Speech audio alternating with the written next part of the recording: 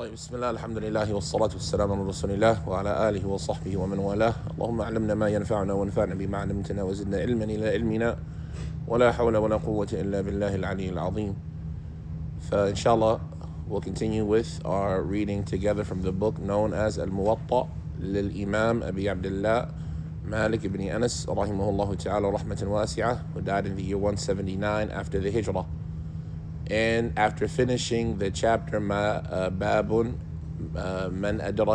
في من أدرك ركعة من الصلاة كذا في من أدرك ركعة من الصلاة بعدما أن انتهينا من هذا الباب, after we finished this chapter, we've reached the chapter where Imam Malik, he says كما في رواية أبي مصعب باب ما جاء في تفسير دلوك الشمس باب ما جاء في تفسير دلوك الشمس. وقد جاء في بعض الروايات, it's come in some of the versions of this book, باب ما جاء في دلوك الشمس وغسق الليل, ما جاء في دلوك الشمس وغسق الليل.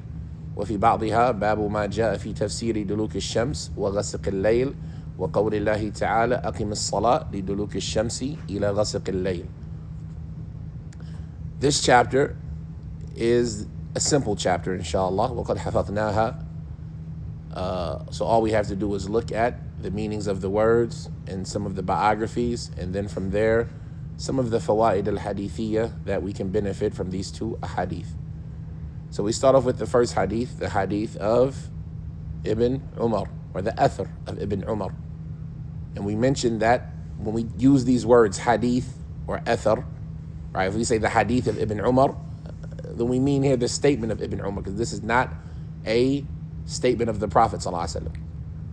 And so for that reason, you see them saying the athar of Ibn Umar, right, to distinguish between a hadith of the Prophet ﷺ and that which is attributed to other than him from the Sahaba, the Tabi'een, and the Atba' al-Tabi'een.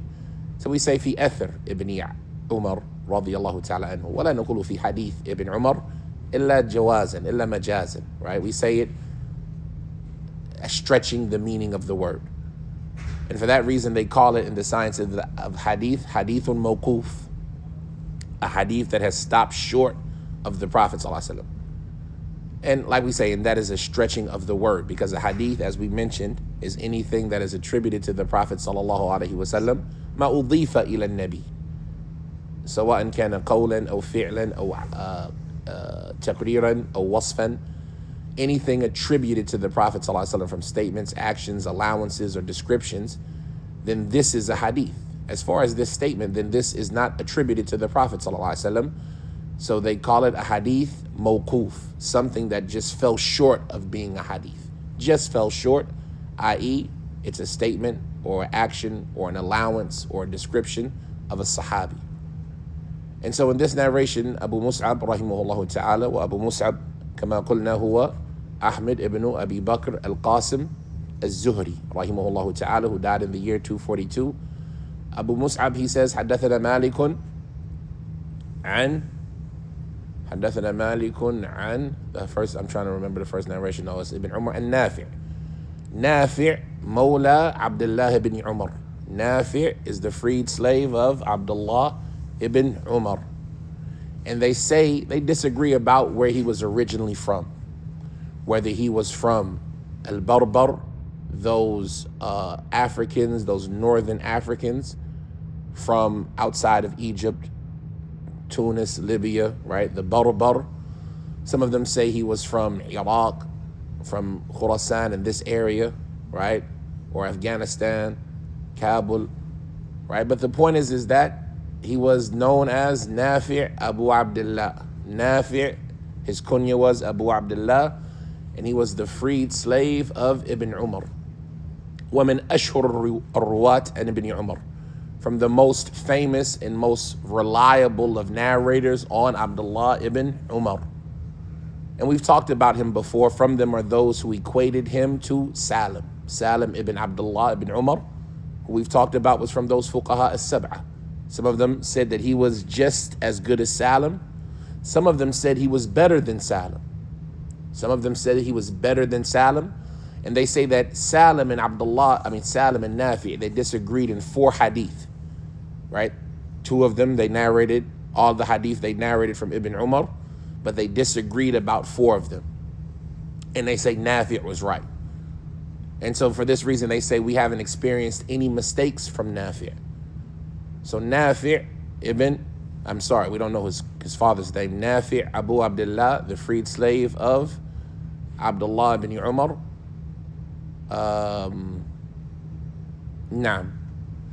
He died in the year 116 after the Hijrah. He died in the year 116 after Hijrah. وَرَوَالَهُ الْجَمَاعَةِ. Everybody narrated his hadith. And as we mentioned, as the brother just mentioned, his hadith, al-Imam al-Bukhari rahimahullah ta'ala, he considered it to be from the most authentic chains. Malik and Nafi' and Ibn Umar, they used to call it silsilatul dhahab, the chain of gold, the golden chain. هذا النافع عن عبد الله بن عمر بن الخطاب رضي الله تعالى عنهما.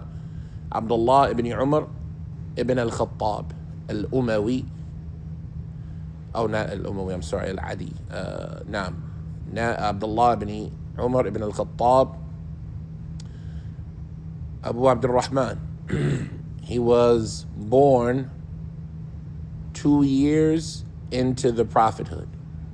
He was born about 2 years into the prophethood, somewhere in this range. He was born about 2 years into the prophethood because he was deemed too young to participate in the Battle of Badr. And the Battle of Badr was year 2 after Hijrah. So I'm sorry, not 2 years into the prophethood. The Battle of Badr, he was 13. And that was 2 years, so he was born 11 years before the Hijrah is what I meant to say. He was born 11 years before the Hijrah, which would have been 2 years into the prophethood, right? 2 years into the prophethood, or 11 years before Hijrah, is when Abdullah ibn Umar ibn al-Khattab was born. 11 years before Hijrah, or 2 years into the prophethood, however you want to say it. And he accepted Islam along with his father. His father, Umar, we know, accepted Islam around year 5 or year 6, right? After Hamza accepted Islam was the Islam of Umar. And this was after the Muslims had already entered into Dar al-Arqam. And so Abdullah ibn Umar, he accepted Islam the same time as his father. And he made hijrah with his father.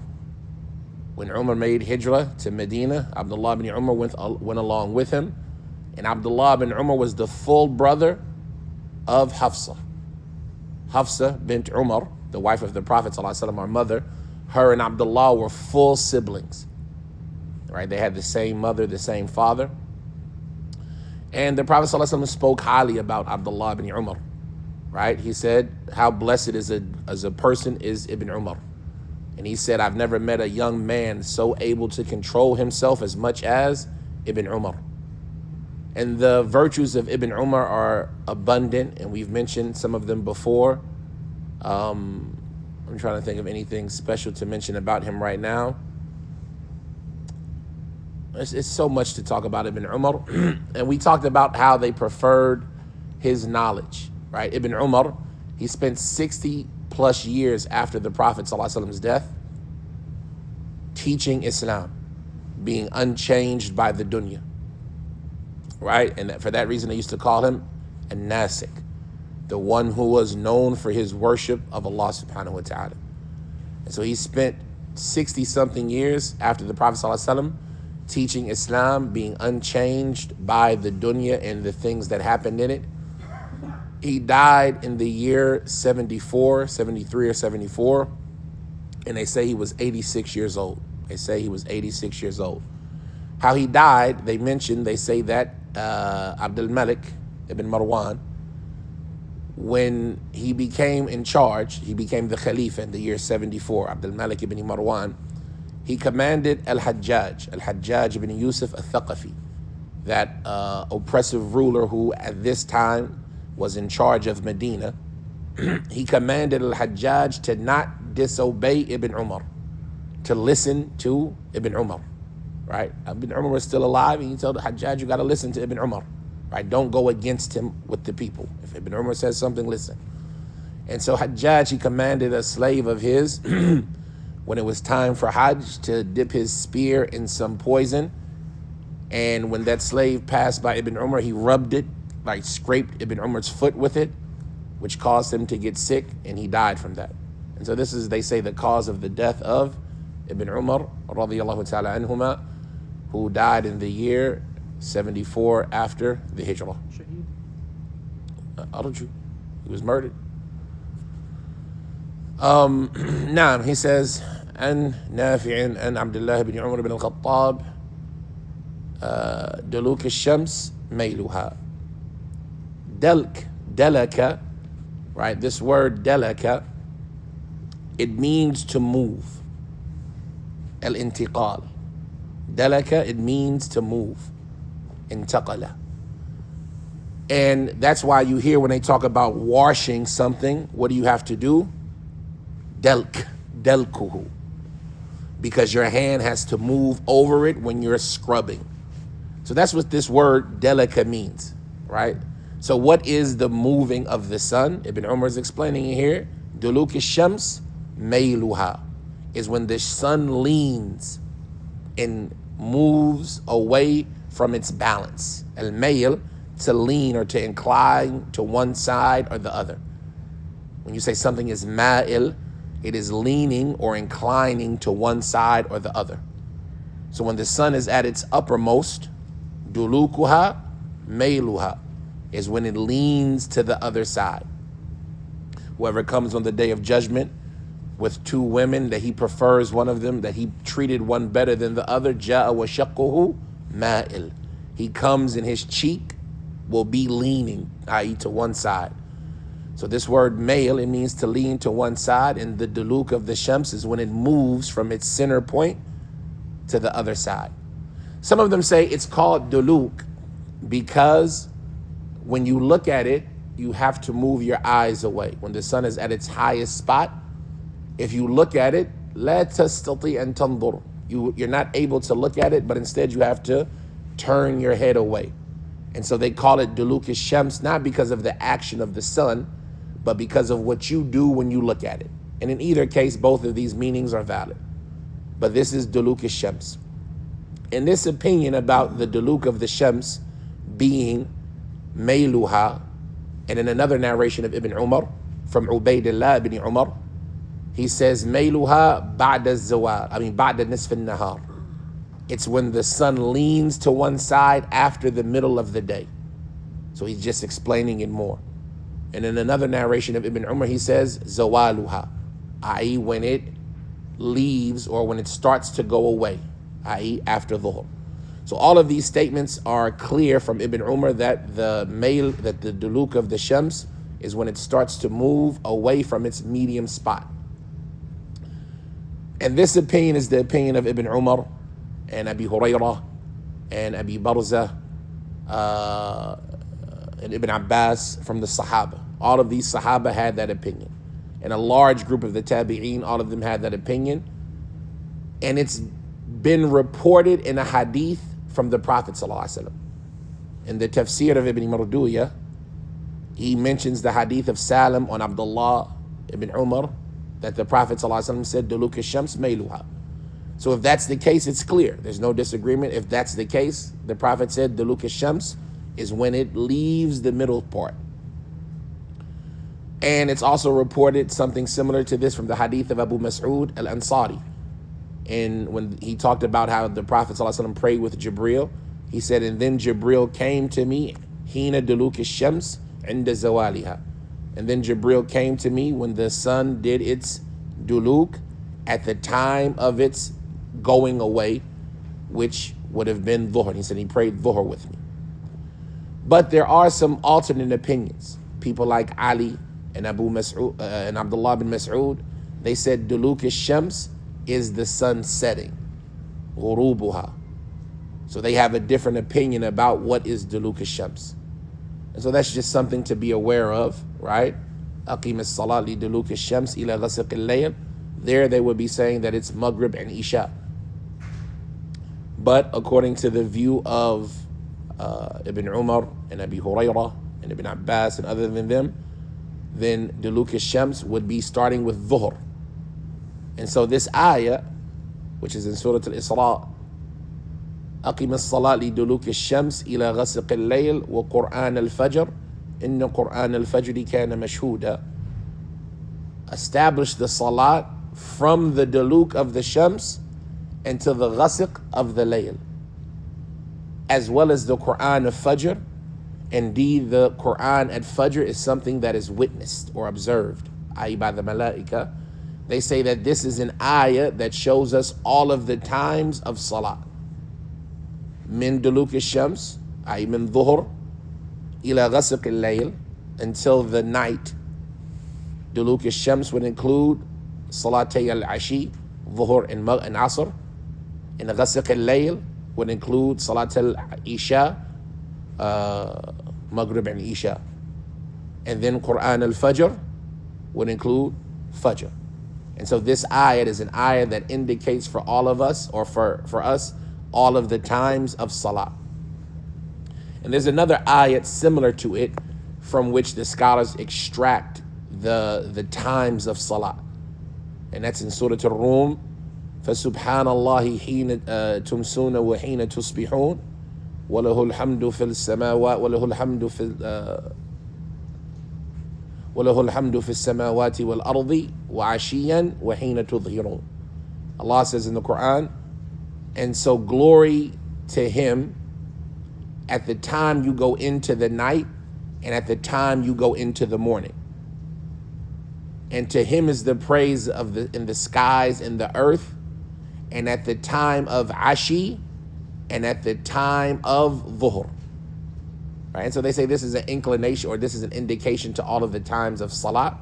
And if that's the case, then this shows us that some of the scholars, they mentioned that there's nothing that the Prophet ﷺ dictated in the Sunnah except that you can find a foundation for it in the Quran. Right? So when we talk about, for example, the need of the Quran to the Sunnah and the need of the Sunnah to the Quran, and you often hear them mentioning that that the Quran is in more need of the Sunnah than the Sunnah is of the Quran. Because the Sunnah is explained, while the Quran needs an explanation, and the Sunnah is its explanation.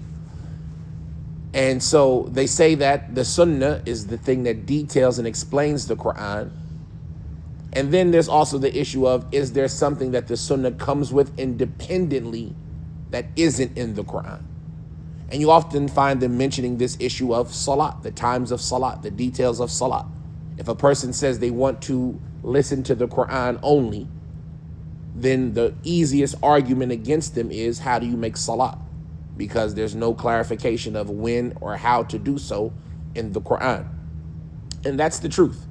The Sunnah is more needed in explaining, or should I say the Quran is in more need of the Sunnah's explanation than the Sunnah is of foundation in the Quran.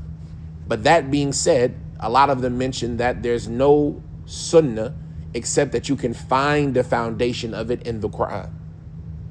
And this is an ayat that kind of supports that. And if nothing else, you have the statement of Ibn Mas'ud that we all know, talking about the women who separate their teeth or pluck their eyebrows, or those who get tattoos. When he said to that woman, if you had read the Quran, you would have found it in the Quran. She said, I read the Quran from front to back. I never saw an ayat about that. He said, didn't you see the statement? وَمَا آتَاكُمُ الرَّسُولُ فَخُذُوا وَمَا نَهَاكُمْ عَنْهُ فَانْتَهُوا. Whatever the messenger gives you, then take it. And whatever he forbids you from, then abstain from it. So if nothing else, this ayat in the Quran shows us that there's no sunnah except that there's a foundation for it in the Quran. And like this, the Sahaba understood. In any circumstance, this ayah, when we talk about it, أَقِمَ الصَّلَاةِ لِدُلُوكِ الشَّمْسِ إِلَى غَسَقِ اللَّيْلِ وَقُرْآنَ الْفَجْرِ. We'll talk about that in the next narration when we talk about غَسَقِ اللَّيْلِ. طيب. So دُلُوكِ الشَّمْسِ مَيْلُهَا. And we said the word duluk, it comes from the word to move, وَمَيْلُهَا. And we said, no, خلاص, انتهى هذا الحديث. That hadith is done, right? The next narration, he says, أبو مصعب حدثنا مالك عن داود ابن الحصين. داود ابن الحصين, Abu Sulaiman, al-Umawi mawlahum. He is from Bani Umayyah, from their freed slaves. Right? He was from Bani Umayyah, from their freed slaves. He was a freed slave of Amr ibn Uthman ibn Affan. He was the freed slave of Amr ibn Uthman ibn Affan. Dawood ibn Abil Hussein. His kunya was Abu Sulaiman, and he is an individual who they disagree about. But the disagreement about him is one that isn't continued. Right? During his time, they used to disagree about him, and scholars had different views about him. But after that, you find that the people didn't really mention any disagreement about him, and so they considered him to be thiqah, except in what he narrates from Ikrimah, the slave of Ibn Abbas. They say what he narrates from Ikrimah, munkir. It's a disapproved of narration. And the reason they used to disagree about him is because he was an individual who was attributed to the Khawarij. He was an individual, tuhima bil ra'y al-Khawarij. He was an individual who was accused of having the view of the Khawarij. And he was from the people of Medina, obviously. And so some of them, they used to say, if it wasn't for the fact that Imam Malik narrated from him, the people would have abandoned him.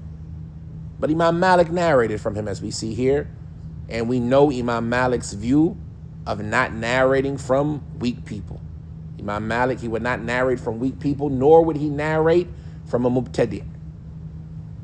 Imam Malik, rahimahullah ta'ala, he had a statement that لا يؤخذ العلم عن أربعة.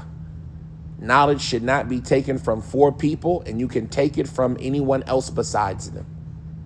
Knowledge should not be taken from a fool who his foolishness is obvious. Nor should it be taken from an innovator who calls to his innovation. Nor should it be taken from, and I forgot the third one, and it's out of order. I want to say an ignorant person, but I'm forgetting the third one. And then he says, nor should it be taken from somebody who doesn't know this matter.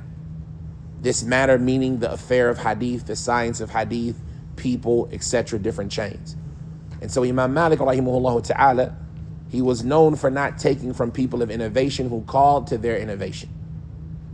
And so from the excuses is that they say, if the claim of Dawood ibn Abil Hussein is it Abil Hussein or Dawood ibn Hussein? Why do I keep saying Abi? Dawood ibn Hussein. If I make a mistake, correct? No, yeah. Sahihuni. Dawood ibn Hussein, they say that maybe the excuse that Imam Malik narrated from him, if the claims that he was a Khariji are accurate, is because he didn't call to his bid'ah. And this is something that we see in abundance from the people of hadith, that if an innovator wasn't one who called to his innovation and wasn't one who fabricated and lied for the sake of his innovation, they would narrate from them. And not only that, a person from amongst them, they would consider his innovation as a mistake without necessarily abandoning that person, meaning in the rest of knowledge. Would it be an innovator though? No, that's what I'm saying. Okay. They wouldn't consider him to be an innovator. They would consider it as a mistake without abandoning him in the rest of knowledge. People like Qatada. Qatada, rahimahullah, Qatada ibn Di'ama, kana qadariyan. He was somebody who had the view of the people of Qadr. And this is something that was prominent from the people of Basra, that a lot of them fell into Qadr. But in spite of that, you don't find any of them excluding Qatada, for example, from the people of knowledge and the people of the Sunnah. Instead, he is from our Imams. And we're going to see something soon about this as well. And similar can be said about Abu Hanifa, and similar can be said about other individuals who might have made mistakes in matters of usul and i'tiqad, but these were mistakes in their minhaj, right? Because we got to understand the difference between the minhaj of the people of innovation and a mistake that a person falls into that corresponds to the innovation. All of us can make mistakes. All of us can say something that is inaccurate. But the method of how they got to their inaccuracy is different from the method of the people of innovation. So when you look at somebody like Qatada, for example, all of his statements are statements that are encouraging you to the sunnah, the way of the salaf, following the sunnah. His teachers, all of them on the sunnah, the salaf. It's just he made a mistake. He thought that this was the right answer. But his minhaj, if you follow the minhaj, you would get to the correct result. It's just he made a mistake. As opposed to somebody who was an innovator, their minhaj is what led them to that innovation, even if they would have gotten the right answer. So when we look at people like Ibn Kullab, for example, the imam of a deviant group known as al-Kullabiyya, and from the Kullabiyya came people like Abu Hasan al-Ash'ari and Abu Mansur al-Maturidi, right? These two groups, al-Ash'ariyya and al-Maturidiyya, we find them being right about certain things, right? That's why they're often compared to Ahl Sunnah. We find them being right about certain things that they refute from the Mu'tazila and about things that they refute from the Shia, for example. But what keeps them from being considered from Ahl Sunnah isn't the fact that they made a mistake in this issue or were right in that issue. It's that the method that they followed to get to these answers was incorrect. So if a person deviates in their minhaj, this is what expels them from the group of Ahl Sunnah. Not that they fell into a mistake. Because everybody can fall into a mistake. And if we were to reject everybody who had a mistake in spite of all of the good that they did, there'd be nobody left, as is mentioned by al-Dhahabi rahimahullah. So maybe this is the excuse for somebody like Dawood ibn al-Husayn, who Imam Malik narrates from, in spite of Imam Malik's position being known, that maybe if it's true, which is something we have to consider, if it's true that he used to have the opinion of the Khawarij, then this would have been a mistake of his that didn't exclude him from the people that knowledge could be taken from. And you would find this often in the Khawarij. Because the Khawarij, even though their madhab is deviant, they considered lying a sin. And a sin that would make you go to hell forever. And so their narrations, you find a lot of them accepting the narrations of the Khawarij, even though they're people of innovation, because their aqidah would stop them from lying, right? As opposed to somebody like the Mu'tazila or the Sufiya or the Shi'iyya, right? Who their religion allows them to lie for the sake of their religion. And so if they were one who called to their bid'ah, then we couldn't feel safe that maybe that this narration that they're narrating is a lie that they fabricated to support their bid'ah. So this was Dawood ibn al-Husayn. He died in the year 135 after the Hijrah in Medina. He died in the year 135 after the Hijrah in Medina. And as we say, the majority, all of the people of the 6 books narrate from him, and he was somebody who was considered thiqah, except that he was accused of being a Khariji, right? Having the ra'i of the Khawarij. He narrates on a mukhbir. He says that a mukhbir informed me. This statement right here, somebody told me. Or is it the statement of Dawood or is it the statement of Malik? Malik says, عن داود بن الحسين قال أنه أخبره مخبر أخبرني أحسن الله عليكم قال أخبرني مخبر. Is Dawood ibn Hussein saying an informer told me, or is Malik saying an informer told him, although Dawood told Malik who told him? Right? This is going to be an issue. This can happen, right? And we'll talk about it after we finish talking about the hadith. We're going to come back to this statement.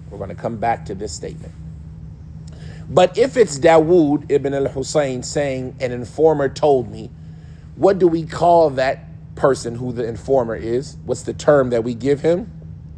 Anybody remember? not majhul, close though, al-mubham, somebody who has been unidentified, right? And somebody who is unidentified automatically makes the chain weak, right? And so we have to figure out if it's Malik saying that Dawood said that an unidentified person told him, that would mean that Malik is narrating a what? A weak narration. But we know Malik doesn't narrate weak narration, supposedly, right? So that's something to consider. We're going to double back to it. But he says that a mukbir, an informant, told me about Abdullah ibn Abbas that he said, and Abdullah ibn Abbas kana yaqulu duluk al-shams idha fa al-fay. The duluk of the shams is when the sun or when the shadow falls, either fa al-fay. We said that the fay is the shadow after dhuhr, when it goes back towards the east in its direction. When the shadow falls on the east side of the object, that is called the fay. And when the shadow falls on the west side of the object, they call that the dhil. So Abdullah bin Abbas, and we said Abdullah bin Abbas, Abu Abbas al-Qurashi al-Hashimi, the cousin of the Prophet ﷺ, Tarjuman al-Quran, who was born while the Muslims, or while Bani Hashim was in that isolation in a Sha'ab, approximately 3 years before the Hijrah, because when the Prophet ﷺ died, Ibn Abbas was 13.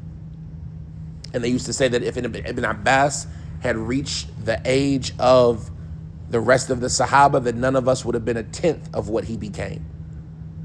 But he was young, right? We see Ibn Abbas was much younger than even Ibn Umar, even though Ibn Umar outlived Ibn Abbas, because Ibn Abbas, he died in the year 68. He died in the year 68 after the Hijrah. Ibn Abbas, Tarjuman al-Quran, his narration, we talked about Ibn Umar last time. We said that he narrated 2,630 hadith. He was from the Mukthirin, right? Those who narrated an abundance of hadith on the Prophet, i.e. those who narrated more than 1,000. Likewise was Ibn Abbas. He narrated 1,660 hadith on the Prophet ﷺ. So he was from those who narrated over 1,000 hadith from the Prophet ﷺ, even though some of them say he only heard 9 from the Prophet, right? And this goes back to what we talked about when they talk about marasil al-sahaba. If a sahabi narrates something where there is a disconnect between them and the Prophet sallallahu alaihi wasallam, we consider it as if it's connected, even though Ibn Abbas heard more than 9 hadith from the Prophet sallallahu alaihi wasallam, because Ibn Abbas, he came to Medina when he was 10. And he spent 3 years in the company of the Prophet ﷺ. He spent around 36 months with the Prophet ﷺ until the Prophet died, and Ibn Abbas would have been 13. Some of them say 15, some of them say 10, but maybe 13. And so in 3 years, having that close relationship and being able to go where the others weren't able to go, like in the house of his aunt Maymuna, and having that family tie with the Prophet, being the son of the Prophet's uncle, al-Abbas, it would be strange that if he only heard 9 statements directly from the Prophet ﷺ, especially when it's known that even as a child, he was very competent, right? You might say, well, he was only 10 when he met the Prophet ﷺ, so maybe he didn't pay attention. But no, Ibn Abbas was a competent child and a child with very good perception. And even in Bukhari and Muslim, there are over 60 narrations approximately that either directly, indirectly, or are things that couldn't be transmitted without direct knowledge from Ibn Abbas. And that's just in Bukhari and Muslim. So what about the rest of the book? So it's the people who say that Ibn Abbas only heard 9, or some of them say only 4 hadith, then maybe that's not true. They mention similar things about Al-Hasan, right, that he only heard 4 hadith from the Prophet ﷺ directly. Al-Hasan, radiyallahu ta'ala anhu, he was born what year? Year 3 after the Hijrah. So when the Prophet died, ﷺ, he would have been 7, right? So it's possible that he might have not have comprehended and remembered from the Prophet ﷺ directly anything more than 4 narrations, right? But Ibn Abbas, no, they say he has more than just the 9 or the limited amount they mentioned about him. Now, Abdullah ibn Abbas, Abu Abbas, who died in the year 68. He says, Duluk al-Shams idha fa al-fay. The motion of the sun that's being referred to in this ayat is when the sun, when the shadow goes back to the east. إذا فاء الفي. وغسق الليل اجتماع الليل وظلمته. غسق الليل. Right? أقم الصلاة لدلوك الشمس إلى غسق الليل. What is the غسق? Right? Ibn Abbas here, he tells us that غسق الليل اجتماع الليل وظلمته.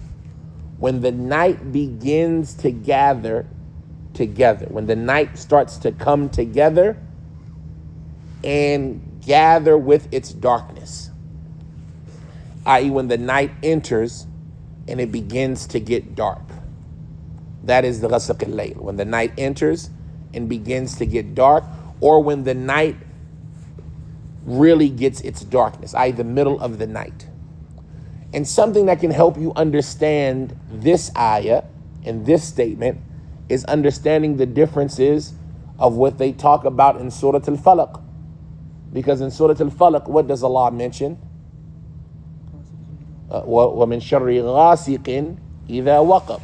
So what is the ghasiq? Because ghasiq al-layl has to do with the ghasiq. There are statements about the ghasiq, it varies. Some of them say ghasiqin idha waqab, when the day starts to go into the night and the night comes. Either waqab, when the night comes, which would be what time? When does the day go into the night? Maghrib. So ghasiq could be Maghrib, right? And from them are those that mention the ghasiq is the moon and the stars when they show up. When does that happen? Like night? When? That's Isha. Isha. You don't see the stars until Isha, right? Until that shafaq starts to go, washtabakat an-nujum, and the stars start to come out, right? The end of Maghrib, the beginning of Isha. Some of them say ghasiqin is when the night is at its darkest. When is the night at its darkest? In the middle. Middle of the night. And so that means midnight, the darkest hour of the night. The ghasiq is the darkest hour of the night. So, أقيم الصلاة من دلوك الشمس إلى غسق الليل, until the night is at its darkest, i.e. the middle of the night. From them are those that say غسق الليل is when the night leaves. When the night mixes with the light of day. When is that? Before Fajr, or at Fajr time. When it's still dark, but the day has started to mix with the darkness. And we talked about before those words that are similar to ghalas, right? If you remember, we said ghalas means what? When the day, or when the night starts to mix with the light of day. It's still dark, but there's that light bluish color that gets into the sky. And these are realities that a person needs to know. It's important to know these things because we even have similar realities in English. Like when we talk about twilight, right? This is a word in English, twilight, and dawn. We have different types of twilight and different types of dawn. That most of us, if you're not in the nautical world, if you're not on a boat, you don't notice the difference. And we'll talk about this, inshallah, when we get into Iqtida'i Salat al-Mustaqim, about how nothing the kuffar do, even the things that are for the benefit of their dunya, is pure good. Even something like our cities nowadays, alhamdulillah, we benefit from electricity and lights, and nighttime is just as bright as day. Is it pure good? Why not? What's wrong with it?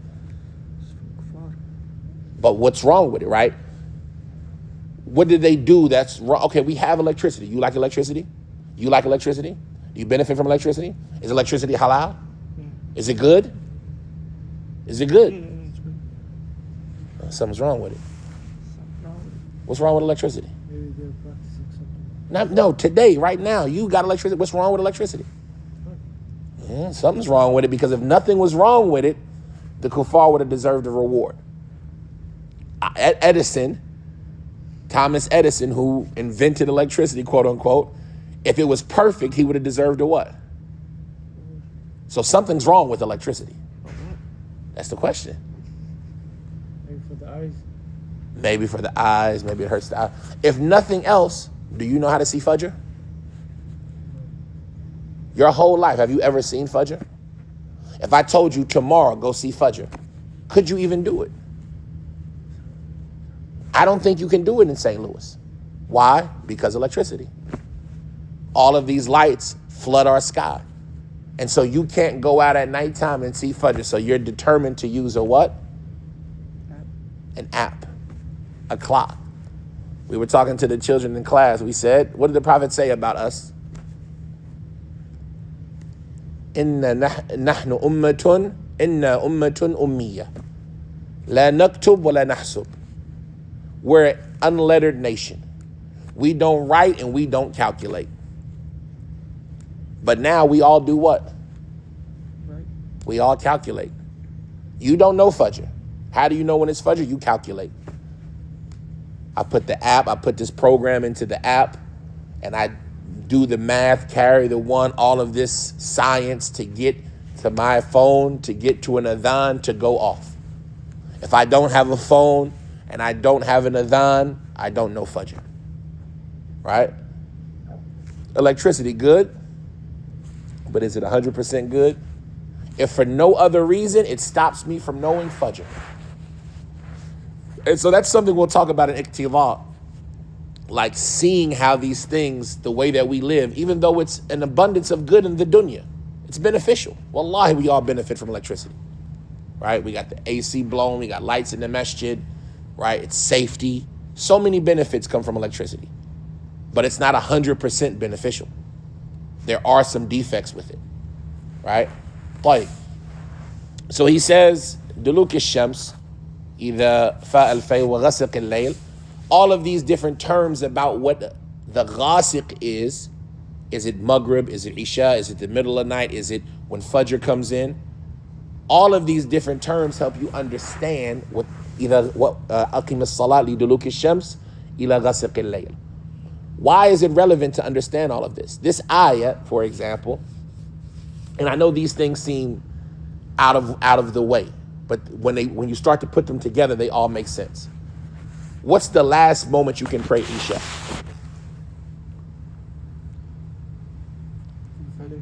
We've covered this chapter. What'd you say?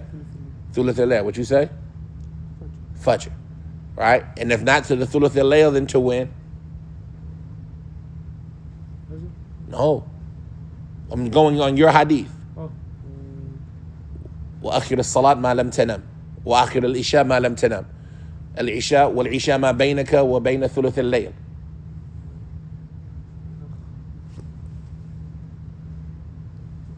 You got Umar, you got Abu Hurairah. والعشاء ما بينك وبين ثلث الليل وإن أخرت فإلى نصف الليل. والعشاء ما بينك وبين ثلث الليل. I'm sorry. والعشاء ما بينك وبين ثلث الليل وإن أخرت فإلى شطر الليل ولا تكن من الغافلين. والعشاء ما بينك وبين ثلث الليل فإن نمت فإلى نصف الليل فلا نامت عينك. Right? So that hadith, what's the latest you can go to Isha? Nisf al-Layl.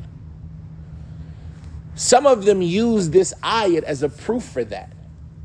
Some of them use this ayat as a proof that you can't go past the middle of the night. What does Allah say? Aqim as-salah, establish the salah from the time of Duluk al-Shams, because that lam, li, right? Aqim as-salat li Duluk al-Fajr. Li Duluk al-Shams. What does li mean in Arabic? Hada kitabun li. Like to own, right? Or it can mean the hebtul al-masjid. To go to belong to go to. Establish the salat to the Duluk of Shams? No, that's not what it means. You said it means from. They say that the lam here means the time of. Right? Jittu li thalatha khalona min Ramadan. I came at the time of 3 days passing from Ramadan. Right? فَطَلِّقُوهُنَّ لِعِدَّتِهِنَّ يَا أَيُّهَا النَّبِيُّ إِذَا طَلَّقْتُمُ النِّسَاءَ فَطَلِّقُوهُنَّ لِعِدَّتِهِنَّ. What does li mean there? At the time of their iddah. وَأَحْصُ الْعِدَّةِ. Right? So the li here, أَقِيمَ الصَّلَاةِ لِدُلُوكِ الشَّمْسِ. Establish the salat at the time the sun does duluk, up until the ghasaq of the layl. When is the ghasaq of the layl? So if you say it's the middle of the night, right? Which some of them say it's the middle of the ijtima'ul layl wa dhulmatuhu. Then they say this is a proof that you can't pray Isha up until Fajr. Because what does Allah say? Establish the salat at the time of the duluk shams until the ghasaq of the layl. And the Quran at Fajr. So those things are what? Separate. And so they say that this is a proof that you can't pray Isha all the way to Fajr. Because Allah separated between, He gathered between Dhuhr, Asr, Maghrib, and Isha. Aqim as-salat li duluki shamsi ila ghasaq al-layl wa Quran al-Fajr. He separated Fajr. They say that's a proof that you can't pray Isha all the way till Fajr. So what if we say ghasaq al-layl means the ghasaq is Fajr? Then it changes the whole argument. That's why understanding these words become relevant. You see what I'm saying? And how people understand these words make a difference. Right? So he says, وَغَسِقَ اللَّيْلِ اجْتِمَاعُ اللَّيْلِ وَظُلْمَتُهُ. And this is the more predominant opinion. That the ghasq of the layl is the darkness of the night. When the night is at its darkest moment. Right? And like this is the majority of the tafsir of al-ghasiq idha waqab. The darkness when it falls, when it rushes everything, right? When the darkness befalls and settles in on everything. That's what al-ghasiq is in the tafsir of that ayah. So like this, we finish these two narrations. Like, any questions about any of that? هذا سهل جدا. Let's go back to what we talked about with the mukhbir. We said that this mukhbir is mubham. We don't know who he is. And when you don't know who somebody is, one of the things in the science of hadith is that you try to figure out who they are. Maybe somebody who wasn't mentioned in this version will be mentioned by name in another version. Malik, they say that more than likely Dawood ibn al-Hussein mentioned who told him the information. But it's Malik who concealed his identity. So whose identity did Malik conceal? They say the identity of the person that Malik concealed was Ikrimah, the freed slave of Ibn Abbas. You've heard of Ikrimah before? Ikrimah, the freed slave of Ibn Abbas. What have you heard about Ikrimah? Like if I told you Ikrimah said, I've already told you he's the freed slave of Ibn Abbas. Ikrimah said.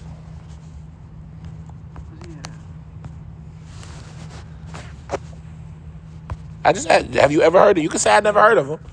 You heard of him, right? Was he a good guy? Was he a bad guy? Was he good? Was he righteous? Was he evil? What have you heard about Ikrimah? They didn't take a lot of He didn't take a lot of hadith from Ikrimah? People didn't take hadith from Ikrimah. Okay. What'd you hear? You didn't hear anything. You don't know. I just heard the name. سمعت الناس يقولون شيء فقلت. طيب. Ikrimah, the freed slave of, is Ikrimah here? They say that this mukhbir is Ikrimah. And Malik would not narrate from Ikrimah. He ain't like him. personal. Not by man. Nobody care about personal stuff. Why would Malik not like him? Malik told you who you could take hadith from, and he told you who you couldn't take hadith from. You saying Ikrimah was a deviant? Asking you. Did he? Okay. Now you're asking the right question. Something about him earlier that he had the Qadariya. No, that was Qatada. Qadar. That was Qatada. Ikrimah. Why is it not? Oh, because I didn't push the button. Ikrimah.